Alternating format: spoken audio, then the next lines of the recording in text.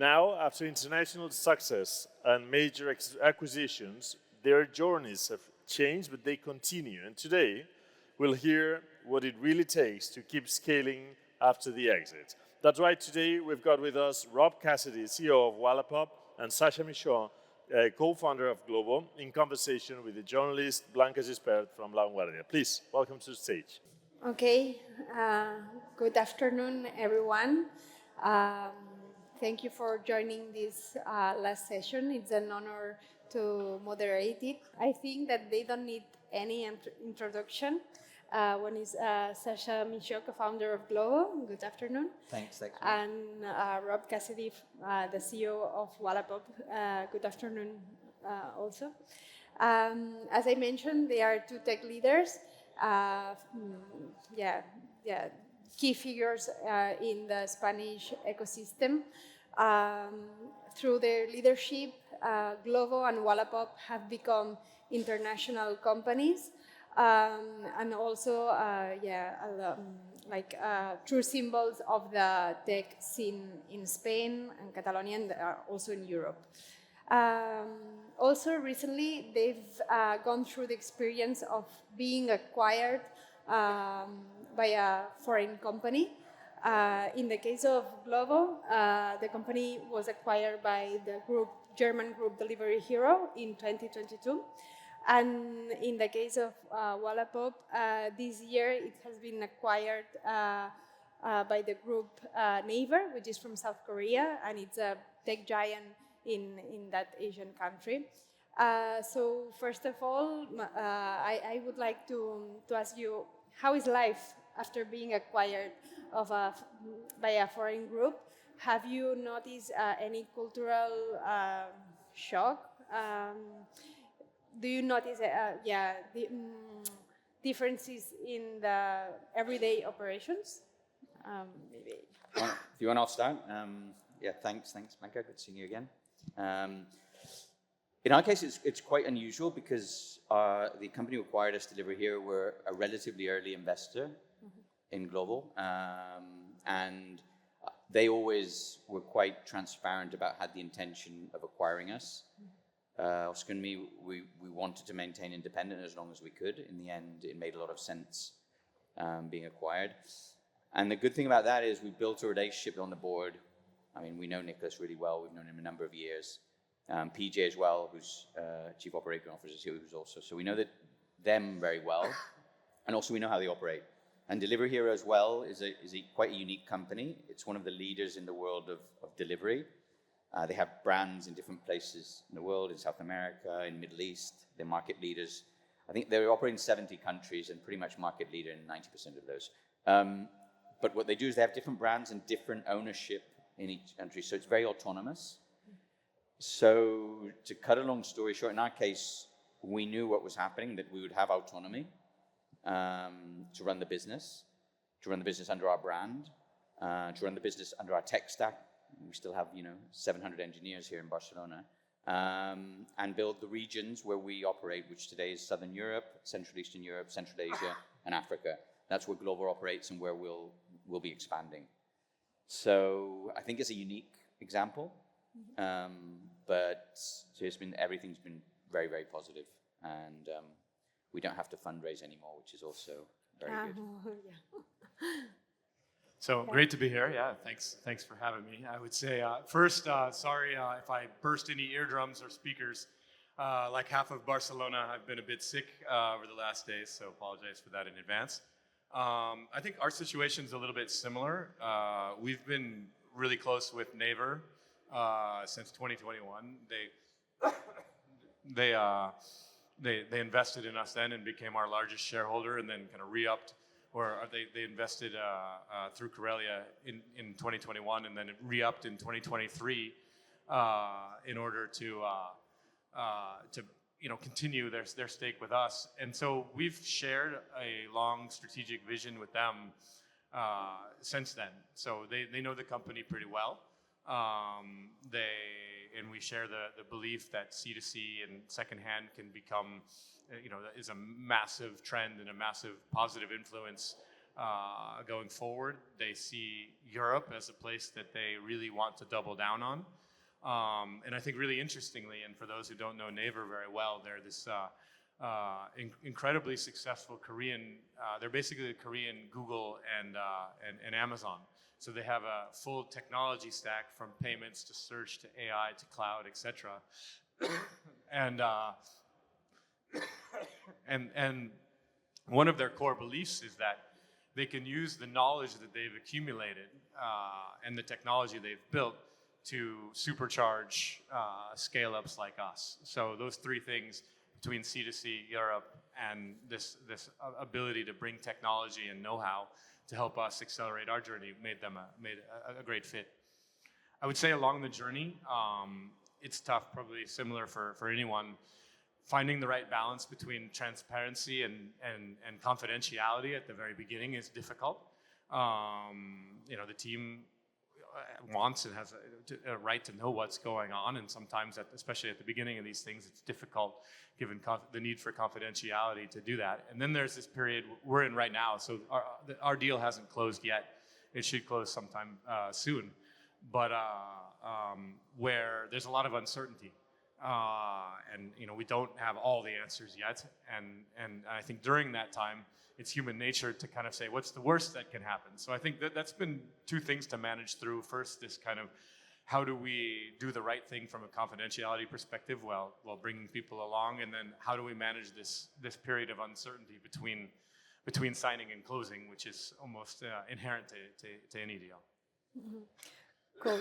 And how do you envision the company in the following years, and maybe in the horizon of 3, 5, 10 years? What are your plans for the future? In our case, we're in a very, I think, unique business, which is changing. It's part about digitalizing society in the cities where we operate. One thing, I think what's going to happen as far as Glovo's business is concerned is everything that's not restaurant food, we call it Q-commerce, which we've done from day one, by the way. We're pretty much the only operator born in Europe who is multi-category. Mm-hmm. So our first order was not restaurant food. And most of our competitors have moved into groceries and other things. And I think what's going to be the biggest change is retail. All these high street stores, both SMEs, small businesses, mom and pop stores, as well as large chains, are going to digitalize themselves. And it's going to be similar to restaurant food, where we're just as used to maybe just ordering something instead of going to pick it up myself. And what I always use as a good example is, if it's going to cost me more or less the same amount of money for somebody to go and pick something up across the city that avoids me getting in my car, driving, parking, going upstairs, queuing, paying, and then driving all the way home. If somebody's going to bring me that in 30 minutes at more or less the same cost, why wouldn't I use that service? And I think quick commerce is going to be the fastest area in the next decade of e-commerce and growth. And I think we work with retailers. That's our business. We don't sell anything directly. We sell, and they have a unique advantage in that space because the big e-commerce players are very far away from the consumer today. They can't deliver in 30 minutes. Where I buy my sneakers, Zalando's, Amazon's, you name them, they're miles away. And the retailers on the high street are the only ones that are so close to the consumer that they can give the product immediately. And I think they have a window of opportunity to take advantage of that because, as we all know, all these big e-commerce companies are actually moving closer and closer and closer to cities. And they see the evolution of this, that what was fine a few years ago of receiving in a week, what was fine today, receiving in 48 hours, if I can receive it in 30 minutes, then I'm going to do that. And I think that's going to be a huge opportunity. And that's where Glovo is going to be. And what about drones? Delivery with drones? Drones is a complex one. I mean, there's robots and drones already happening. Drones will definitely, certainly short term, be in more residential areas, just through regulation. Large cities will not allow a lot of drones flying across the city. In fact, EU is regulated actually positively around drones, so they have very similar regulation to airplanes, in the sense that once you get a regulation, which is very difficult, you can actually operate across all EU countries in residential areas and not across cities. So I think there will be a massive opportunity there. And then there's already as well, there's robots in some cities delivering very short distances. It's already happening, and the UK is leading the way with that.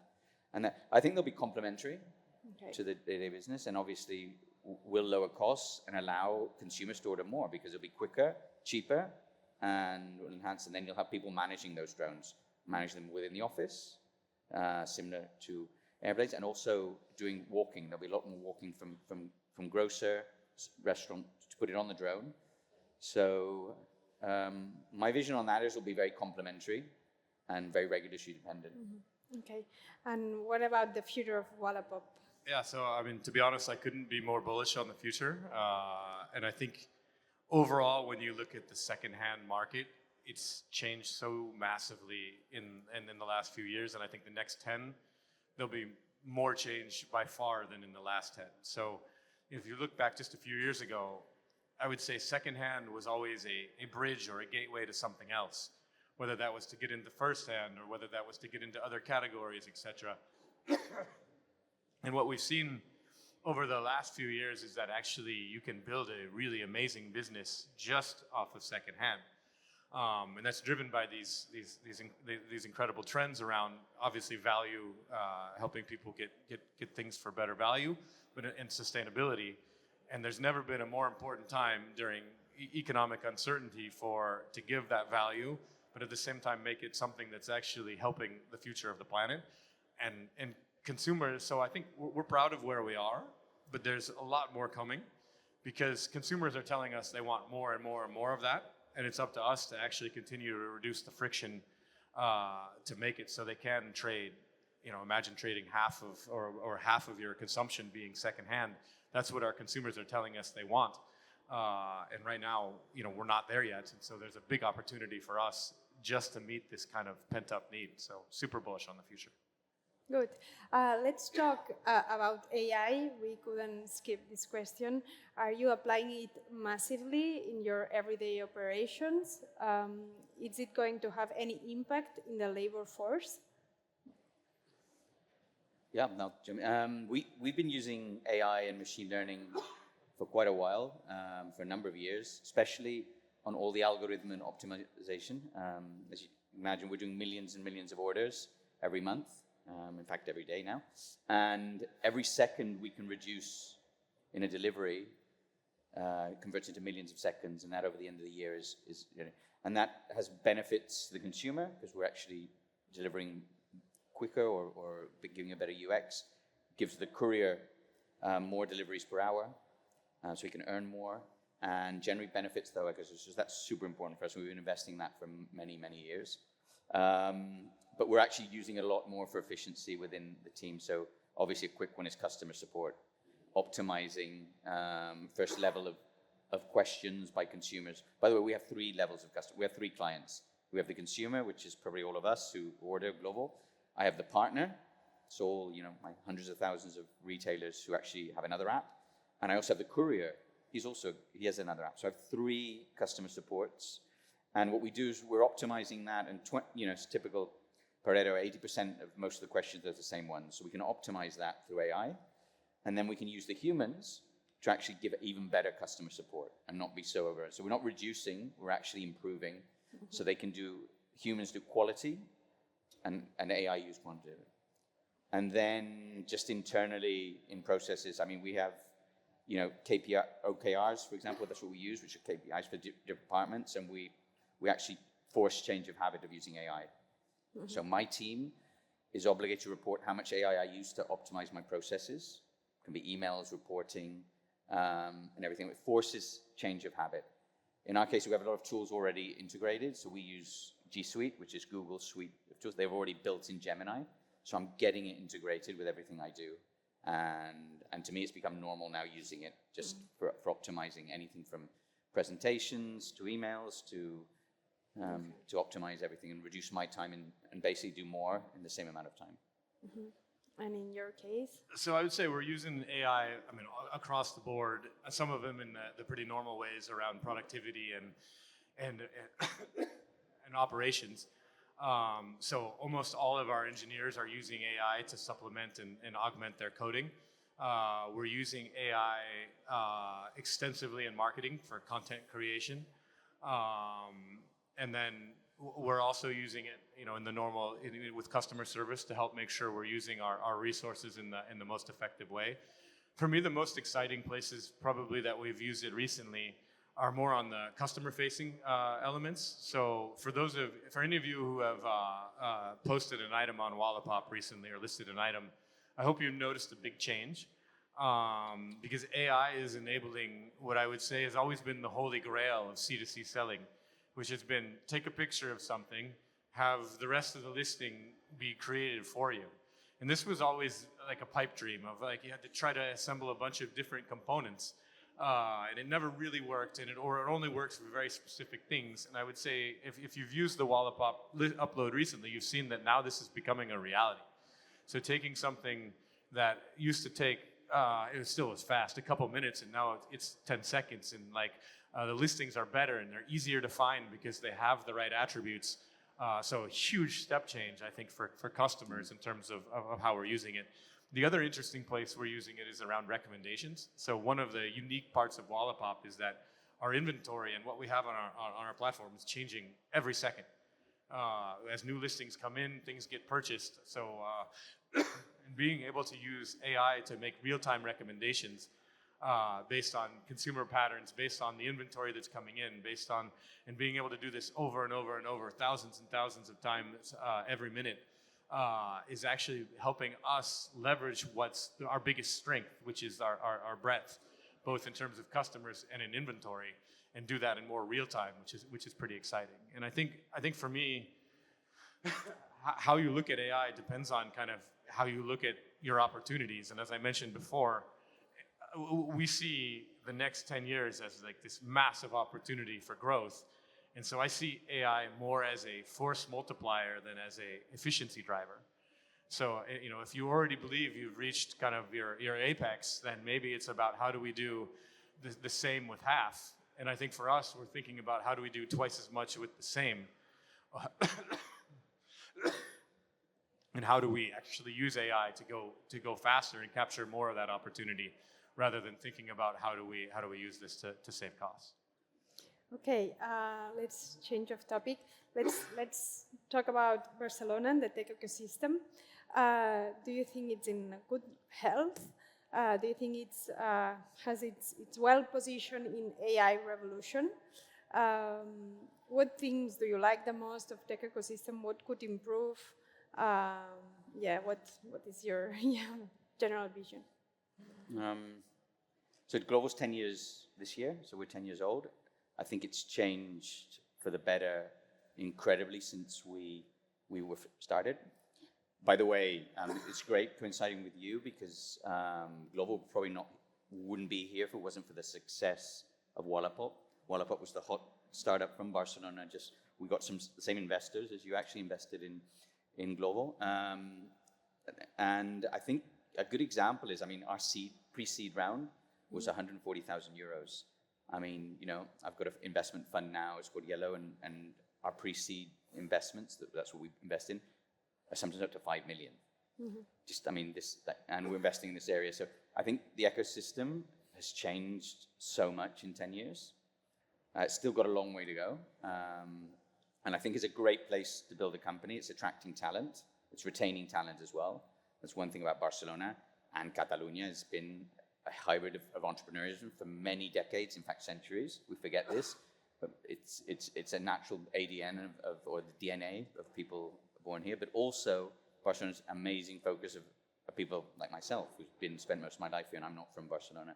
And I think that's our superpower. We should double down on that because it's a great place to build. I think other things, we're a little bit behind European capitals. We should be more ambitious. I think Barcelona should aspire to be, the European tech hub. We have all the elements. So I think it's a great place and it's certainly improving. We've still got some work, I think, to build our brand, our tech brand as a city. Mm-hmm. But yeah. I would absolutely echo the development over the last years. I think it's night and day from when I came in 2018. And I see similar things, especially, it's now becoming such a draw. Post-COVID, I think quality of life has become a huge driver for people to make their decisions of where they work. And it's such an amazing quality of life here.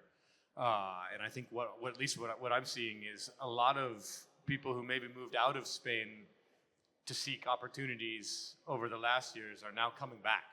We're seeing more and more of what I would call the diaspora wanting to return for all the good things that you mentioned.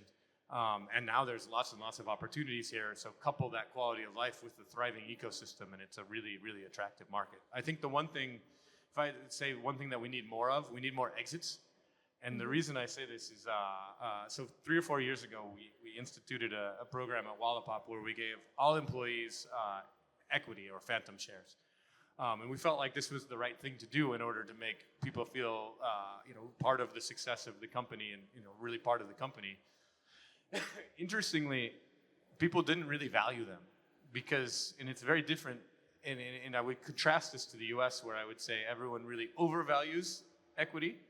Like, and here, what I found is people tended to very much undervalue it, and it's completely because of what you see around you, right? In the US, everyone knows, there's that guy, he was an internet millionaire, I'm going to be the next one. Obviously, that's a bit not, like I said, overvaluing it. But here, because there haven't been so many of them, at least what I see is people tend to, until it becomes real, not value it. And so I think the more exits there are, the more people will value equity, which is super critical to building a startup environment. Mm-hmm. Yeah. Or build mechanisms so stock option can become liquid earlier, even without an exit, which is a great opportunity, I think, regulatory-wise. And what about Madrid ecosystem? Is it still growing? And do you think it's making any shadow to Barcelona? Yeah. Funny you asked that. This morning I was just in an event in our Madrid office with the mayor of Madrid celebrating 10 years in Madrid. It's a few months after we launched in Barcelona, so we did our 10-year celebration. And I think, entrepreneurs or anyone in tech here, which I assume is most of us are interested in this, would be blown away by his words. I mean, he's unbelievably positive about companies, about making Madrid. And I think that's one thing they're doing very well in Madrid. They're building a great brand, which is friendly to companies, friendly to build companies, not just tech. And I think they're doing a great job there. I think Barcelona's got other qualities. Sometimes I think as well, we have this tendency to be competitive with Madrid and Barcelona. And it's actually the absolute opposite. I think if Madrid becomes an amazing tech hub and one of the leaders in Europe, it's going to have a knock-on effect of benefit to Barcelona, not the contrary. And the other way around, by the way. If Barcelona does the same thing, which can aspire to do the same thing and be a tech leader, it'll have a knock-on effect to Madrid. My vision on the two cities is simple. I think our superpower, again, I said it earlier, is talent. I think we can retain talent. Talented people who are already here will stay and build their companies here. Oscar's a very good example of that. He could have done it anywhere in the world. Or foreigners who want to build this, you write it well, like, social professional life that's super solid, very cosmopolitan, and build it here, and it's going to attract those type of people. I think Madrid's doing a great job in attracting capital. I think we can be better at that. I think if big European funds, I'm working with them a lot, especially through Yellow now, and you can feel that, they've got a lot more contacts in Madrid. So they're doing a better job in attracting big capital. Big capital is fundamental. There's 3 elements that make a great ecosystem: talent, capital, and decent regulation. And I think they're doing a great job in building a brand and really attracting capital. But I think they're very complementary. They're both cities. You can build great companies here. So. Do you agree? Yeah, I would absolutely agree, especially on the point of it's not a zero-sum game.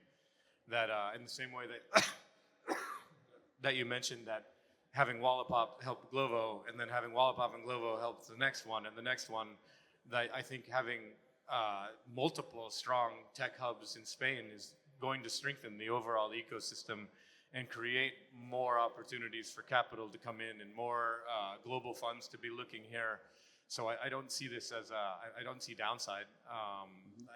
I think it's overall good for there to be more successful tech companies across Barcelona, Madrid, Malaga, wherever. Overall, it's a good thing. Like, I'd almost have a bet that if you looked at the startups getting investment in Barcelona or Catalunya, I'm pretty sure there's more capital coming from VCs in Madrid than from Catalunya. And it just shows it's actually beneficial mutually. And also, Catalan VCs are investing in Madrid. So I think they're very complementary. We should be pushing both sides to make sure Spain and then Catalunya is the tech leaders. We're running out of time. Just one last quick question. What advice would you give to a young entrepreneur that is starting the first startup? Great question. I think for me, it's be resilient in the face of failure, because being an entrepreneur is a tough thing to do, and it's almost inevitably going to come with lots of failures. And I think being able to find, at the same time, it's often a labor of love. So finding the right balance between that passion of the labor of love, but being able to look past failure, to learn from and move on from failures is I think one of the trickiest but most important most important traits of a successful entrepreneur. If you look at, say, like it's always interesting to me to see that like the top tennis players, they only win like 53% of the points that they play. The world's the best players ever. So being able to move on to the next point without letting the last thing drag you down and take it personally, I think is a super critical skill. Okay. Yeah, I'd say two things. Diversity, and when I'm talking about diversity, I'm not just talking about gender and race, which of course, but I'm talking about diversity in personalities. If you're an extrovert, get introverts around you. If you're an introvert, get extroverts. If you're a perfectionist, get non-perfectionist people who go quickly and break. I think companies are built through diversity. If everyone's the same, and that's also around culture. I think culture is very underestimated, of building your values very early on in the business. Values are not right, by the way. Each company has their values, and they're right for that company. It's like personalities. We have ours, and be true to them. And if that builds different types of people but focus on the same thing, then you're all aligned. And then the second one, I think, is focus on very few things and do them really well. I see many entrepreneurs trying to build something perfect that covers so many things, when actually they're probably fixing one major thing. No, their customers, whether they're businesses or consumers, are probably using their app for one thing it does, or two. And yet they try and build this perfect thing that fixes all these lights and fireworks around it, which actually has pretty much zero impact on the business. Focus on few things, do them really well. You can build the perfect stuff later. And we're a good example of that. The first Glovo app was super, super basic compared to what it is today. But if I tried to build what we have today, we wouldn't be here. Okay, so thank you very much. It's been a pleasure talking with you. Thanks a lot, Blanca. Thank you. Thanks.